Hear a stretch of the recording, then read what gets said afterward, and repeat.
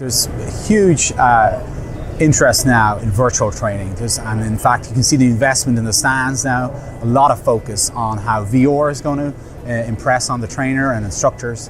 And there's a real sense of new investment in the industry, which is great. Obviously, as a company that we assess communication skills in teams, in high workload, high stress teams, using speech signal processing, we're now seeing a combination of sensing technologies. So facial recognition, infrared, and other elements that we can bring together to understand crew state. So we're seeing probably more so on the research papers, and now migrating into some of the solutions that are available, training solutions that are available. We're seeing how those technologies can be combined, which is great. It tells us a lot about the trainee, how they're understanding what they're doing within a training environment, and then also helps the instructors to remove some of the workload from instructors, so the technology, the software can do a bit of the heavy lifting and measure the performance.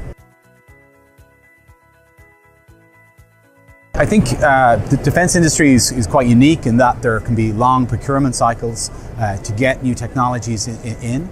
And I think what we're now seeing is almost like a split economy in the digital economy. We've got the world of the API, which we've obviously, as a young software company, we're very familiar with that world and that ecosystem. And we see a lot of companies out of Silicon Valley in that space, and the speed at which they can iterate and deploy. And then we've the defence industry looking to, in some respects, catch up in that space and mirror those processes, so that younger companies who have got really good capability coming out of universities can actually integrate with these larger mission training systems. So it's an exciting time. I think some rule books are being thrown out in terms of how new technologies are going to be acquired, which is great.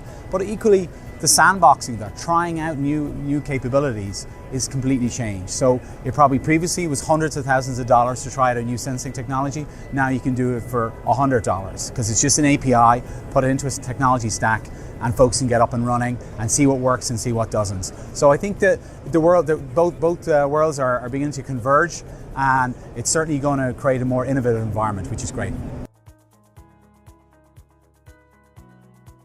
We're really moving into the era now where we can capture so much from the human, from biosignal data, about how the person is performing and interacting with the machine, and ultimately then how the machine can adapt to the training scenario.